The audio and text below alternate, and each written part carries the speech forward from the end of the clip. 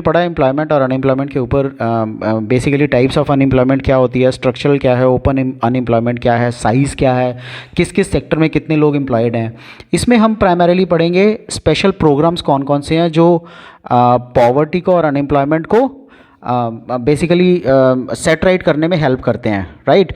Poverty ख़त्म करने में और अनएम्प्लॉयमेंट ख़त्म करने में, डिमोट करने में, लोअर करने में हेल्प करते हैं। सो प्राइमरीली हमारी कुछ स्कीम्स हैं जिनके थ्रू जो अनएम्प्लॉयमेंट है वो रिड्यूस हुई है, पॉवर्टी भी रिड्यूस हुई है। सबसे पहली स्कीम है मनरेगा बोलते हैं हम उसको। देन इज स्वर्ण जयंती शहरी रोजगार योजना। देन इज स्वर्ण जयंती ग्राम स्वरोजगार योजना, प्रधानमंत्री रोजगार योजना, right. So let us discuss one by one. पहली है Mahatma Gandhi National Rural Employment Guarantee Act. So MNREGA बोलते हैं हम इसको। इसका पर्पस क्या है? इसका पर्पस है livelihood, to enhance the livelihood security rural areas में। कैसे? By providing them at least 100 days of wage employment in a financial year.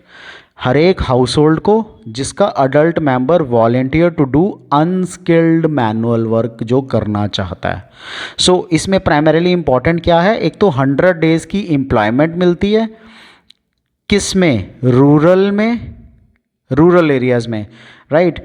So 100 days की एम्प्लॉयमेंट रूरल एरियाज में मिलती है टू एवरी हाउस होल्ड। लेकिन किस बंदे को? वो अडल्ट होना चाहिए एंड सबसे इंपॉर्टेंट अनस्किल्ड वर्क करना चाहता हो, वॉलेंटरी, खुद से अनस्किल्ड वर्क वो करना चाहता हो।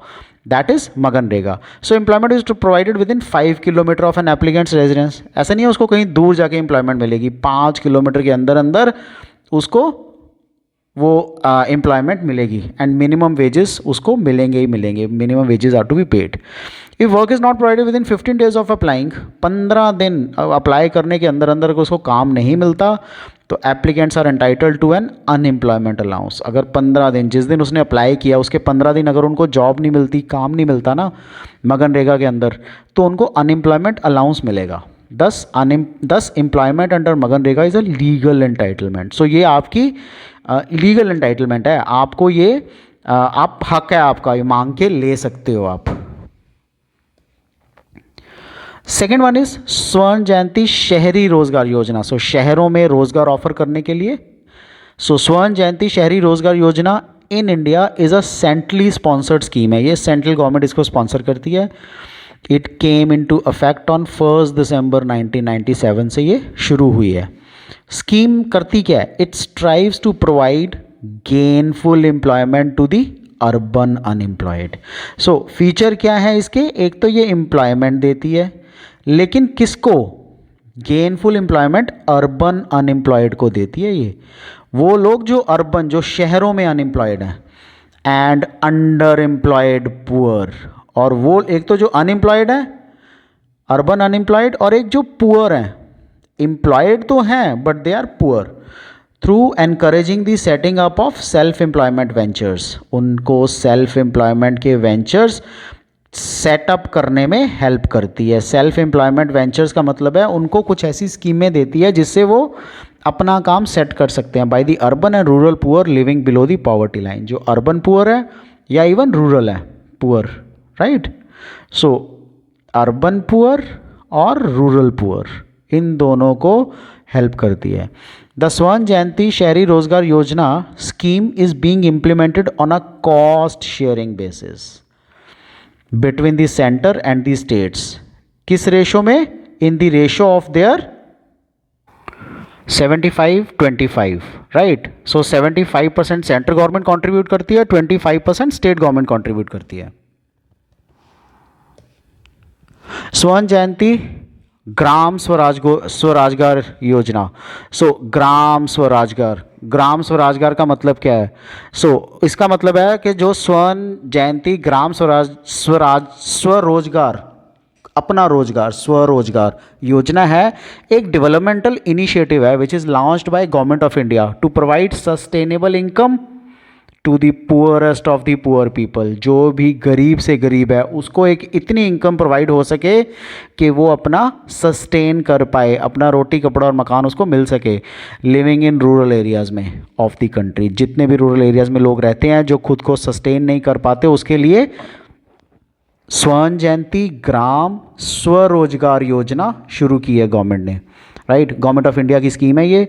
स्वर्ण जयंती ग्राम स्वरोजगार योजना जो है, it was launched as an integrated programme, right, for self employment of the rural poor with effect from April 1 1999।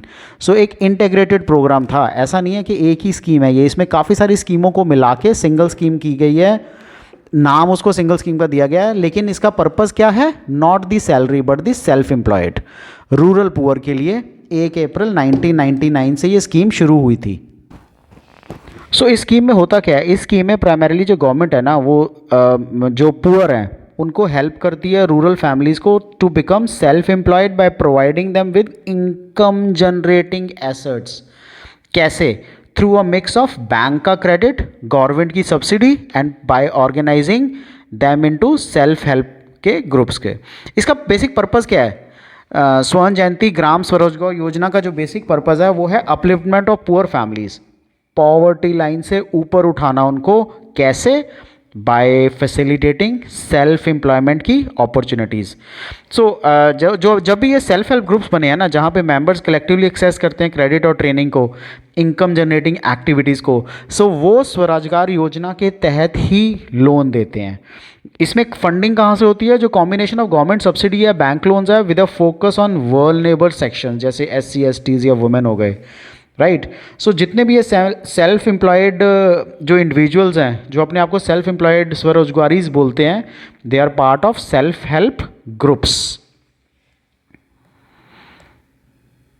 Next is Pradhan Mantri रोजगार योजना। प्रधानमंत्री रोजगार योजना में क्या होता है? ये स्कीम जो है ना, वो सेंट्रल गवर्नमेंट ने लॉन्च की थी 1993 में। किस लिए?